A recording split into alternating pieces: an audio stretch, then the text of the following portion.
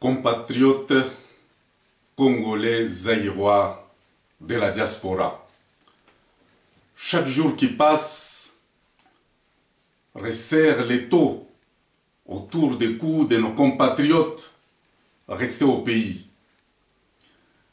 Nous devons penser quotidiennement à eux. Ils meurent chaque jour par des milliers soumis aux misères imposées par les incultes au pouvoir. Compatriotes de la diaspora, Kanambe et sa bande ont transformé notre pays en une prison. Nos frères, amis et connaissances sont enfermés dans cette prison. Ils meurent de faim, ils meurent de soif, ils meurent de toutes sortes de petites maladies curables. Ils meurent des tortures morales, des tortures physiques, des tortures psychologiques. Chaque jour qui passe, nos compatriotes sont exposés à une mort certaine. Ils sont condamnés et exécutés par un tribunal liberticide. Alors réveillons-nous, compatriotes. L'heure est donc grave. Nous, Congolais zaïrois de la diaspora, sommes appelés à relever le défi. Nous devons nous battre contre l'histoire.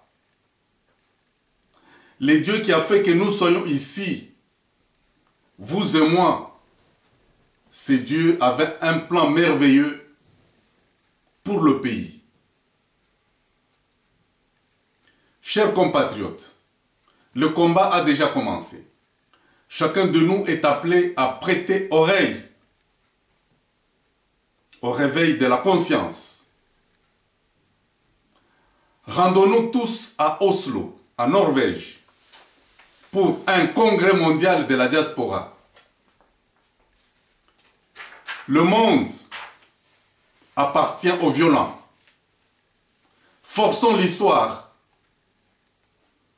Il faut que l'histoire retienne que 2011 fut une année de notre libération, une libération totale, une année du mouvement de sionisme du peuple du Congo-Zaïre. Compatriotes de la diaspora, nous devons rebâtir notre pays. Nous avons été forcés de quitter notre pays contre notre propre volonté. Nous devons forcer d'y retourner. Kanambe est un bandit qui ne peut comprendre que le langage de la force. Nous l'avons vaincu le 24 avril dernier. Compatriotes, nous vous appelons à mobiliser les fonds. Nous devons mobiliser les fonds pour cette ultime cause. Nous devons apporter au grand mot des grands remèdes. Nous vous appelons à contribuer avec un montant de $200 par personne. Vous avez le mois de mai, vous avez le mois de juin et vous avez le mois de juillet. Nous sommes appelés à démontrer notre amour vis-à-vis de notre patrie.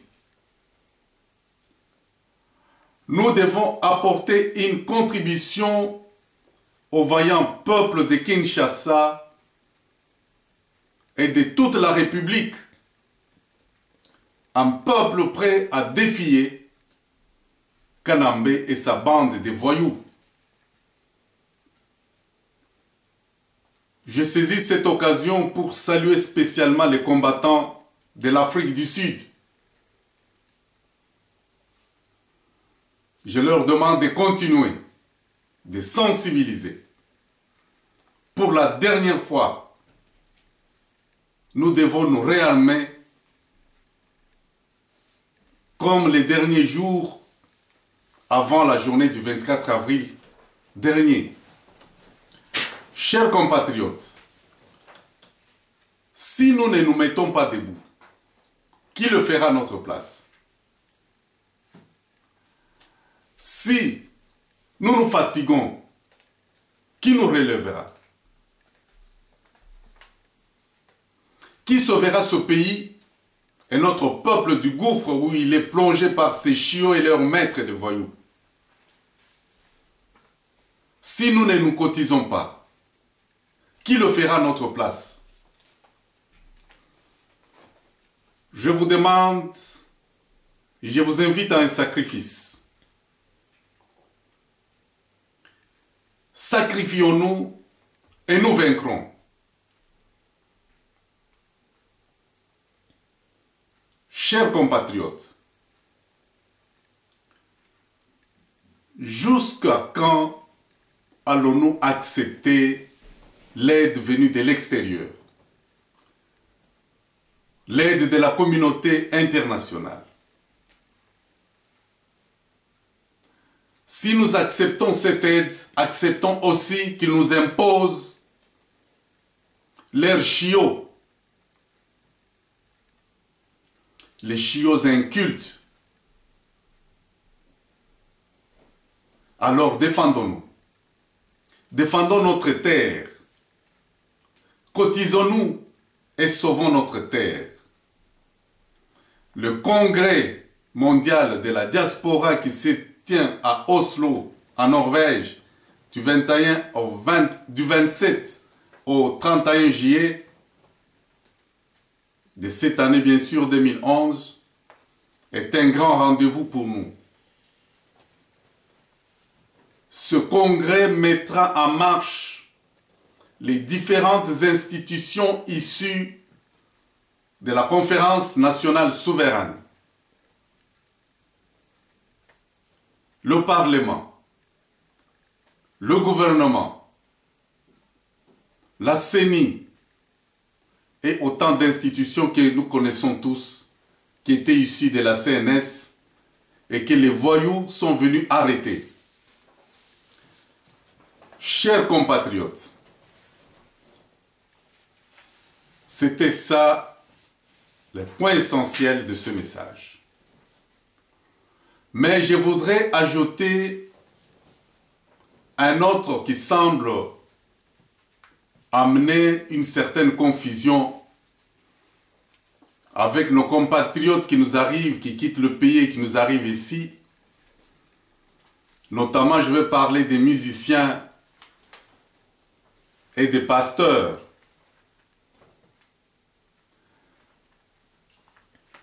Chers compatriotes de la diaspora, il est vrai que Kanambé est en train d'utiliser actuellement les musiciens et les pasteurs pour diviser le pays. Il commence à leur payer cher afin de provoquer une polémique qui n'a pas un soubassement. Alors, Banamboka na lingi na ibsabino na mwa lingala potoyoka na malamu. Bozo condamné biso awa na poto que toboyi musique. Toboyi musique te. Banzembo na biso toko boya yango te. Mais ezali eloko moko monene oyo toboyi. Ezali ce qu'on appelle la distraction. Distraction wana eza koloba nini? Boyebi bino moko ke mboka na biso eza na bitumba.